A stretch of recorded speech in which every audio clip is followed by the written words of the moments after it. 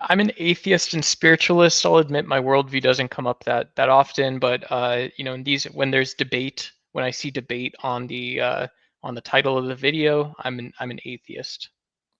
Okay. Well, Yeah. don't be afraid to defend your actual worldview if you're an atheist and spiritualist. If you Didn't I believe that give you that's did I true, just not give you extra information about my worldview? Didn't I answer your question over and above what you asked? I don't. Did you? I asked what your worldview was, and Okay. did you So not tell me? yeah, I said, if we're doing a debate, I'm an atheist. That was the answer, right? Right? Well, you're an atheist and a spiritualist, so hopefully your answers are going to be consistent with atheism plus spiritualism. And if that's the truth, then your answer should be consistent with that. Fair?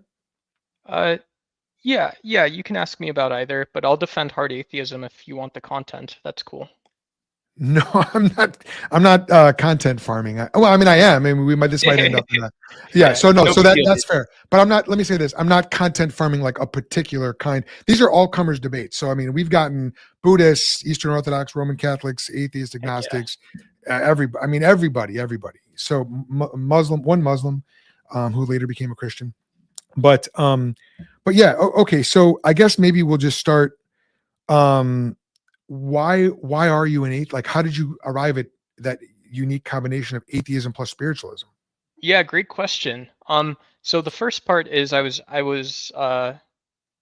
raised in the Catholic Church, fairly religious, right? I was a kid, obviously, but I was an altar server, Roman Catholic. I went to two different Catholic schools, and uh, you know, by the time I got to my junior year of high school, nothing was really clicking. A lot of to me, the absurdities at that time was that like, it was like, I can't really understand why I have to say that. Like, why is it important? Why is it a priority that there was a virgin birth?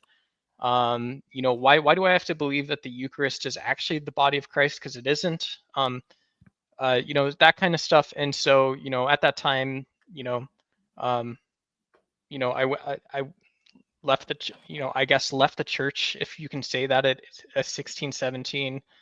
Um, and yeah, I went on and got a college degree and, spent a decade in corporate America, kind of stayed up a little bit on philosophy, more recently got into physics and stuff. And so there just was never a need after I left initially. Okay, so how did you end up at atheism? Because a lot of people who leave Roman Catholicism will become evangelicals. We've got a number of those people at our church. My dad grew up Catholic, became an evangelical, and a lot of it has to do with when he was a Roman Catholic, he wasn't.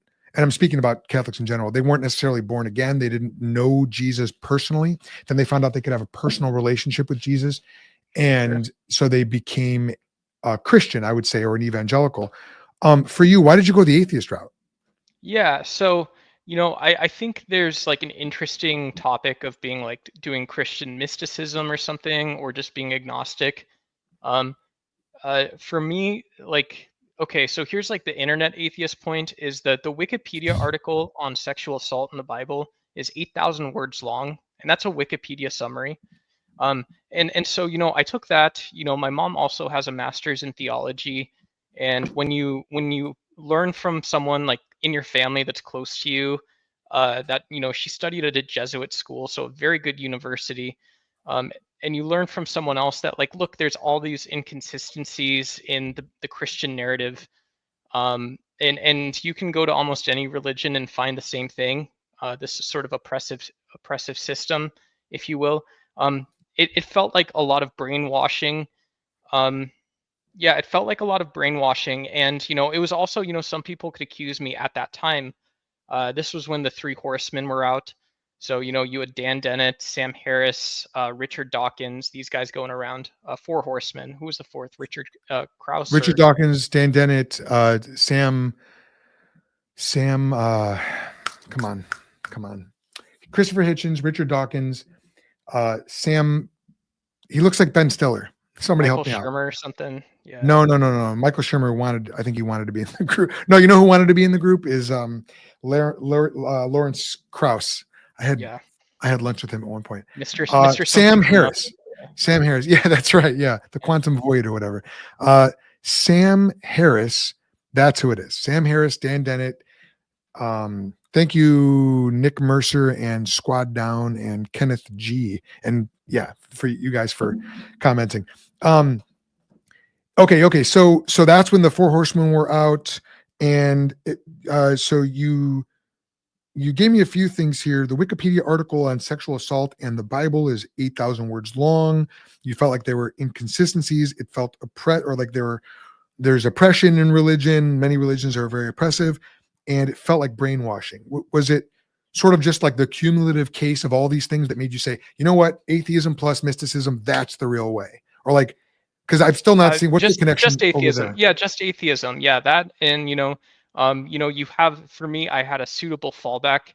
I have a bachelor's of science. I'm not like a super genius or anything, but when I sort of understood what it means to have like a phenomenal version of reality that you can study, it was like intellectually falling in love, intellectually falling Cool. in love with theory.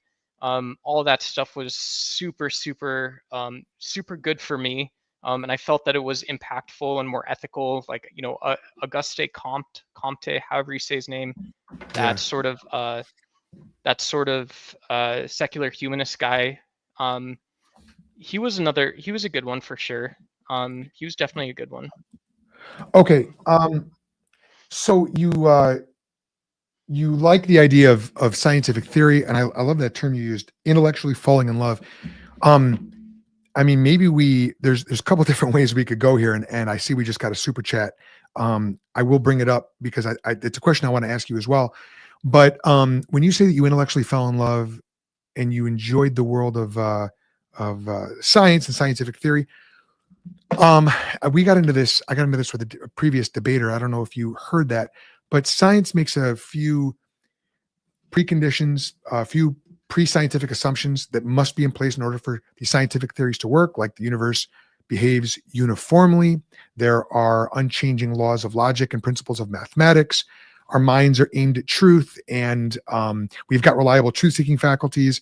As a Christian, I believe all these things. For you as an atheist, why do you believe that science is a valid way of exploring the world when all these pre-scientific presuppositions are not grounded in your atheism? Is that where your spirituality comes in, or how does that work? Yeah, so I would say, the hard sort of the hard A version of, and apologies, I don't mean to offend anyone, but the hard A version of atheism is that science doesn't really have gaps. You can In offend ter- people here. yeah, That's okay. so just in terms of how the philosophy as well as the science itself has evolved, when we talk about phenomenalism coming from these fundamental mathematical objects, which is what the physical interpretation, physicalism, that's how we interpret the world and also do discovery at the same time. Um, it could be argued that science has no gaps, super like mogging people and stuff with that argument. But yeah, you can just go really far, really big, sort of really small, and do a lot with that sort of physicalist worldview. It's very Oh, powerful. help me understand that, because but you're not a physicalist though. You've got spiritualism in there as well, correct? Yeah, but I wouldn't claim. So if I were to if I were to claim to, this is like a modern philosophy point. Sorry, but like if I were to claim to have knowledge or specifically an explanation or an intuition about something, that intuition would be about the physical world. Hmm. It wouldn't be about whatever I do on my free time, what I might believe or might just think. My experience isn't the same thing as trying to explain sort of a shared reality that we have, as much as that Okay. can be true. Okay. So physicalism, um, in physicalism, and I'm not sure where your spiritualism is going to pop in here, but in like a physicalist worldview, you're not going to get anything that's non-physical. You're not going to get immaterial laws of logic. You're not going to get immaterial principles of mathematics. You're not going to get immaterial transcendent principles, if you want to call it transcendent, like uniformity in nature. Um, you're not going to get like objective truth, which is sort of transcendently conceptual. So physicalism is going to fall short in so many different ways. I mean, we're not talking at this point, we're not talking about gaps in the scientific research or something like that. We're actually talking about a total lack of a foundation. I mean, how do you avoid Yeah, like an absolute epistemological infinite regress? How do you ground anything at that's a all? great question. That's a great question, and I think part of science communication, which is part of every scientific domain at its core, has to answer those types of questions.